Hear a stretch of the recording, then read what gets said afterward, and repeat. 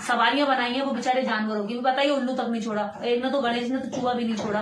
तो ऐसे ऐसे जानवरों का इन्होंने शोषण करके उनके ऊपर ये बैठ के आते हैं और धन की वर्षा करने आते हैं। अरे धन की वर्षा कोई करने हेलीकॉप्टर से आए तब तो समझ में भी आए कि उसके पास कुछ पैसा होगा। अरे जो खुद ही अपनी सवारी उल्लू पे आ रही है बेचारी, एक मासूम पशु को अपना शिकार बना रही है, उसके ऊपर अपना वजन रख के आ रही है, तो तुम्हें क्या धन देगी? उसके पास खुद ही कोई धन नहीं है।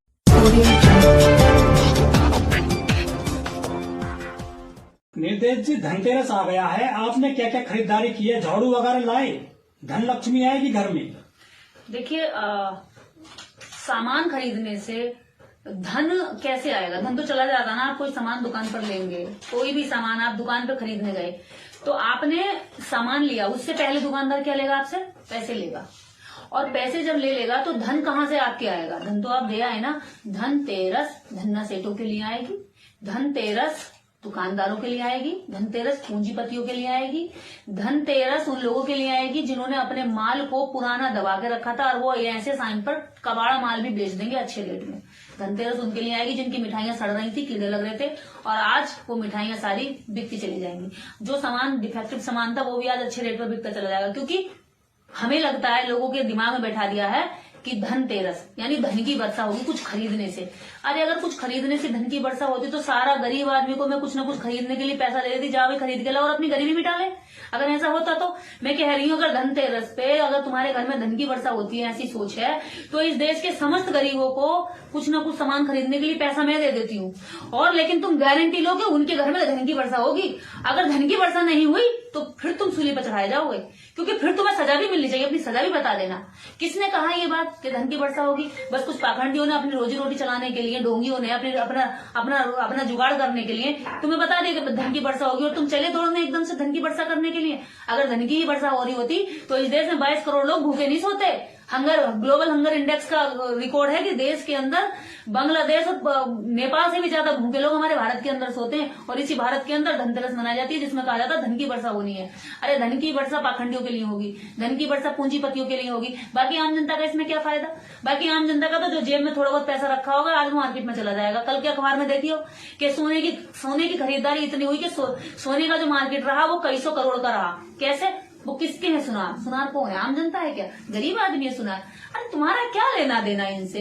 तुम्हारी अगर धन की वर्षा होगी तो तुम्हारी शिक्षा से, तुम्हारे व्यापार से, तुम्हारे रोजगार से, तुम्हारी तरक्की से होगी। और वो तुम्हारी तरक्की का मार्ग कौन सा? उसे तो तुम खोजते नहीं, लेकिन चले भाग करके अरे भाई धन की वर्षा होगी।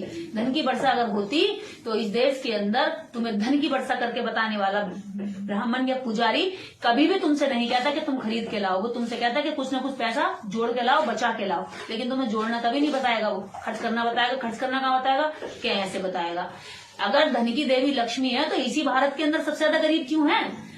जापान, चाइना, कोरिया, दुनिया भर की कंट्री से हमारे भारत ने कर्जा ले रखा है। ठीक है, आपको कितनी कंट्रीज से हम भारतीयों पर कर्जा चढ़ा हुआ है। अरे हम भारतीयों पर कम से कम प्रत्येक भारतीय पे कुछ लाख का कर्जा है, हर प्रत्येक भारतीय पर। तो धन की देवी पहले तो हमारे देश से कर्जा ही उतरवा दे, वो धन दे देगा। धन की देवी पहले तो हमारे देश के अंदर जो भूखे नंगे हैं उनको रोटी दे देगा। इस देश के अंदर दुनिया भर के लाखों करोड़ों बेरोजगार घूम रहे, धन की देवी उन्हें घर बैठे कोई अनुदान दे देगा कि ठीक है जी तुम्हें कहीं जाकर नौकरी नहीं करनी पड़ेगी। सरकार नौकरी नहीं दे पाए तो धन की देवी तुम्हें कुछ न कुछ रात को पैसा दे जाती है। अगर धन की देवी झाड़ू खरीदने से आती, धन की देवी चाय की छन्नी खरीदने से आती, बर्तन खरीदने से आती, सोना खरीदने से आती, तो इस देश के अंदर भारत में इतनी कंगाली ना हो रही होती। इस भारत के अंदर हम सब लोग और हमारी भारतीय सरकार खुद अन्य देशों से कर्जा ना ले रही होती। हमारा देश कर्जे में डूबा जा रहा है और ये मूर्ख देश के लोगों को उल्लू बना रहा है कि धन की वर्षा होगी। अरे धन कब बरसता, कहाँ से बरसता? आज तक हमारे लिए तो बरसा नहीं। हम भी पहले बहुत चीजें ये खरीदी करी, और जितना भी ये धनतेरस का सामान होता था हम लोग सब लाते थे, पूजा भी करते थे। लगता था कि भैया पूजा करने से शाम को धन की वर्षा होगी। दुनिया भर के पटाखे चल रहे हैं। उल्लू लक्ष्मी की सवारी है, जानते हैं आप? लक्ष्मी उल्लू की सवारी, और उल्लू को रात में नहीं दिखता। और कोई भी पशु, कोई भी पक्षी पटाखों से डरता, खासकर पक्षी बहुत डरते हैं पटाखों से। जब आप क्रैकर्स करेंगे, विस्फोट होगा तो वो भाग जाएगा। और धन की देवी जो लक्ष्मी है वो उल्लू पे बैठ के आती है, उसकी सवारी उल्लू बनाई है, आपने देखा होगा तस्वीरों में, वो उल्लू पे बैठी हुई है। इनसे किसी तरह का कोई इंस्ट्रूमेंट, कोई ऐसा यंत्र तो बनाया नहीं गया जो साइकिल, कार, मोटरसाइकिल या हवाई जहाज बना लेते। इनके सारे देवी देवताओं ने जो सवारियां बनाई है वो बेचारे जानवरों की, बताइए उल्लू तक नहीं छोड़ा, एक ने तो गणेश ने तो चूहा भी नहीं छोड़ा। तो ऐसे ऐसे जानवरों का इन्होंने शोषण करके उनके ऊपर ये बैठ के आते हैं और धन की वर्षा करने आते हैं। अरे धन की वर्षा कोई करने हेलीकॉप्टर से आए तब तो समझ में भी आएगा कि उसके पास कुछ पैसा होगा। अरे जो खुद ही अपनी सवारी उल्लू पे आ रही है बेचारी, एक मासूम पशु को अपना शिकार बना रही है, उसके ऊपर अपना वजन रख के आ रही है, तो तुम्हें क्या धन देगी? उसके पास खुद ही कोई धन नहीं है। एक और बड़ी इसमें बताया गया है कि जो शुभ होता है, लोग झाड़ू खरीदते हैं, तो कहते हैं कि लक्ष्मी होती है, झाड़ू खरीदने से लक्ष्मी आती है। लेकिन हमारे देश में जो झाड़ू मारने वाले हैं, सफाई कर्मी हैं, वो तो बेचारे गरीब के गरीब ही आज भी आंदोलन कर रहे हैं। गाजियाबाद में, नोएडा में जो सफाई कर्मी है, उनको पैसा नहीं मिल पाया, उनको समय पर जो है बोनस नहीं मिल पाया दीपावली पर। जो झाड़ू को काम करते हैं स्पेशली, झाड़ू खरीदने से कैसे लक्ष्मी आएगी? झाड़ू खरीदने से लक्ष्मी आती है तो भैया इस देश का जितना भी झाड़ू लगाने वाला वर्ग है वो शीवर तक में मर जाता है, उनकी गरीबी नहीं मिटी आज तक। वो वर्ग झाड़ू लेकर घर घर में जाकर के ना मिठाई के लिए खड़ा होता है कि लाओ मिठाई दे दो, और ये लोग कहते हैं कि झाड़ू खरीदने से गरीबी मिटेगी या धन की वर्षा होगी। तो भाई झाड़ू जिसके हाथ में रात दिन झाड़ू रहती है, जब तुम सो कर उठते हो सुबह 4 बजे जाकर के, जो एक झाड़ू वाला वर्ग सफाई कर्मी है वो जाकर के तुम्हारे घरों की झाड़ू साफ कर देता है, कूड़ा साफ कर देता है। अगर झाड़ू खरीदने से गरीबी मिटती तो सबसे पहले तो वो झाड़ू लगाने वाले की गरीबी मिट जानी चाहिए थी, नहीं मिटी। वो खुद ही बेचारा परेशान है, उसकी तनख्वाह तक नहीं मिलती, उसकी सरकार से कोई सुनवाई तक नहीं होती है, वो शीवर तक में जान दे के मर जाता है, झाड़ू लगाते लगाते बीमारियों से मर जाता है, इन्फेक्ट हो जाए, उसको इन्फेक्शन हो जाते हैं दुनिया भर के। तो झाड़ू खरीदने से धन की वर्षा नहीं होती, झाड़ू खरीदने से एक जो विशेष वर्ग है उसकी आर्थिक उन्नति होती है, बाकी आम जनता के हाथ कुछ नहीं लगता। 2-4 हजार रुपए प्रत्येक परिवार खर्च करके बैठ जाता है और सारा जो बाजारवाद है, बाजारवाद ऊपर चला जाता है। और जिस आदमी की आस्था कह करके आस्था के नाम पर उसका जो जेब का पैसा ऐसा तो कोई देगा नहीं कि ये करो वो करो, क्योंकि लालच में जाता है हर व्यक्ति। ये सोचता है 50 रुपए की 100 रुपए की झाड़ू खरीद के मेरे घर लाखों रुपए आएंगे, तो तुम्हारा लालच आज तक तो पूरा हुआ नहीं। इसी लालच में तुमने जाने कितना कुछ तो अपना बर्बाद कर दिया। इसी लालच में लोगों ने यहाँ तक कर दिया, आप देखिए दिवाली के 4 दिन 3 दिन पहले से तोड़ के शुरू हो गए हैं, कर्मकांड शुरू हो गए, जगह जगह टोने टोट के पड़े हैं लोग। अभी दिल्ली के ही 2 साल पहले की घटना है कि एक व्यापारी ने इस बात को लेकर के अपनी और अपने बच्चों की जान ले ली कि तांत्रिक ने कहा था कि तेरा जो बिजनेस डूबा है वो बिजनेस ऊपर आ जाएगा क्योंकि उसमें किसी बच्चे की बलि देनी है। तो इस तरह की मतलब घटिया तकियानुसी बातों को लेकर के हमारे समाज जब शिक्षित होने के बाद ये चीजें मानता है, बड़ा दुख होता है।